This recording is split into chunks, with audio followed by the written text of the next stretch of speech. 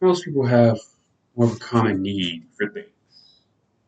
You know, we have the sight of smell that allows us to smell the food that we want.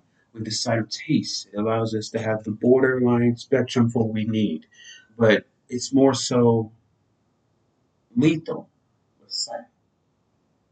That's why today I want to talk about digital dementia. You heard of it?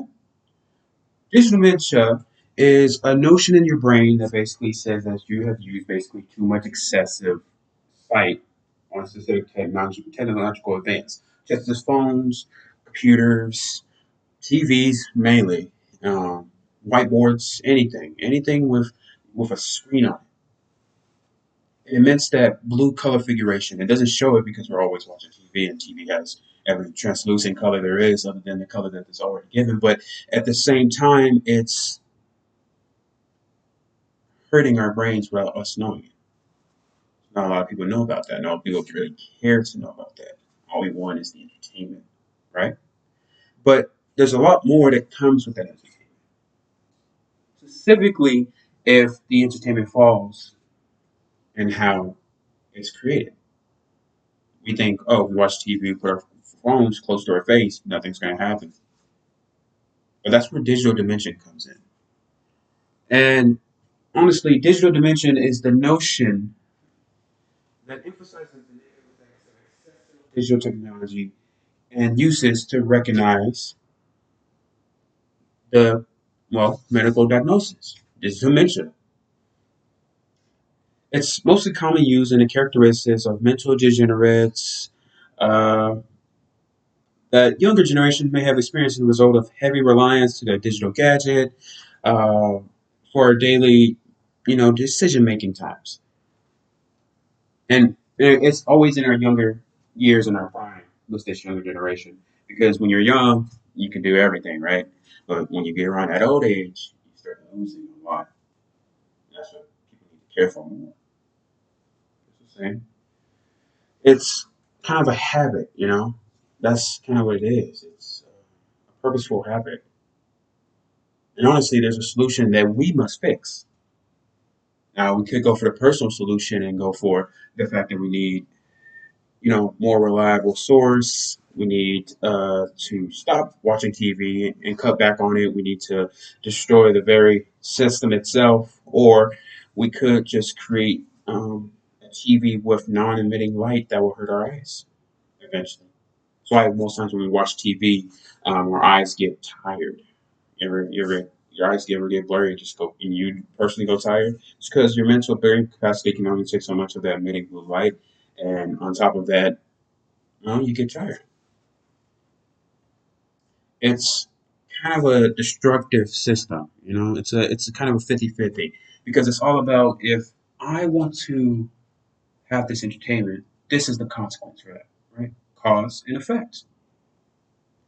Now we got, the possible effects of digital dementia on our memory and leaving are among its few. It's among the creative, it's among the solution, the modified. It gives the proposed issues and the dependence on memory, especially working memory. And we need working memory because that's what allows us to make that single decision making between right and wrong, or the single decision making between consciously aware and unconsciously aware. What challenge in that situation? Honestly, another solution I thought about, and this is a good one, is the laws and regulation for digital dementia. Now, there's no common law for digital dementia, honestly. You have to think about it in perspective, and only in perspective, honestly. But there's a wide acknowledgement of government screen time. Some states allow people to have a certain amount of screen time. Like in certain towns, certain cities, you can only watch so much screen time before they cut it off. They cut off the power. Use the generators to cut off the power. You basically have no Wi-Fi. You got to go to sleep at some point, or read a book, or anything else besides watch screens. Um,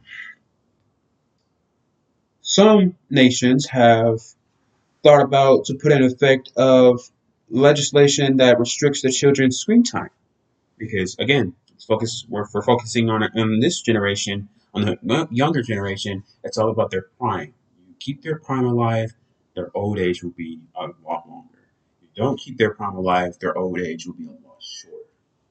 Or you'll just go blind when you're 50. And the tools to assist with this encouragement incorporates the tools that assist the user managing their screen time itself.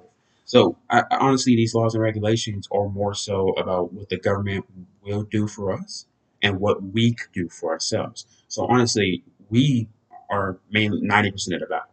So, we must have the proper utensils and the proper self control to just shut off, you know, go away from screen time for at least 3 hours. Try an hour for the first time, then try two, then try three. That every day will enhance the mobility of our eyes. If we cannot change the blue light in order to watch TV nowadays, we can at least stop watching it altogether. I'm not saying forever, 3 hours out of the 24 hours that you have. That's all I'm asking. Use that time to read a book, work out, eat, anything of that nature. Go to sleep. Another law or regulation that most states or most nations and states have is the parental control. That's why you see that in most things, especially when kids are from like the age of maybe 6 to 17. They have these parental control advisories, basically showing on their like phones or TV screens or laptops, on any screen cellular device. It shows you can only watch it for a certain time and then it immediately cuts off. Kind of like the power grid situation.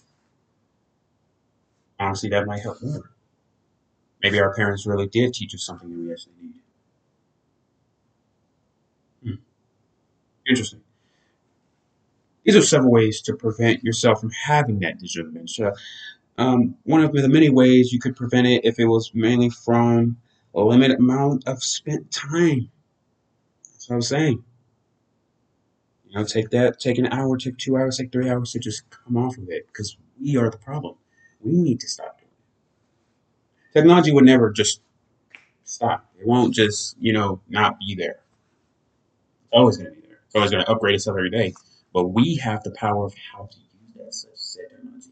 We don't have to watch it every single day. It's not a part of our lives every single day.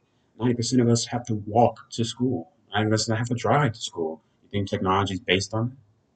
Sure, on the radios, but not on the systematic of you actually driving. We take time off our day without even having to think about it. It's almost like drinking water, breathing air. We don't think about that. We just do it.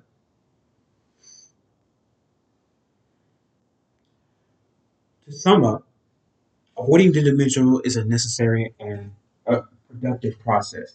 There are certain ways we can go about this. We personally can use the personal route of just limiting the screen time, or we could have better laws and regulations that stops it for us because that just shows that we have no self control over screen time. Come on now, we're better than that. We encourage if we can encourage the mindset that we need technology less and less, eventually digital dimension will have to exist. But it does because we use excessive amount of screen time. We use the proper needle in the haystack tool for saving screen time.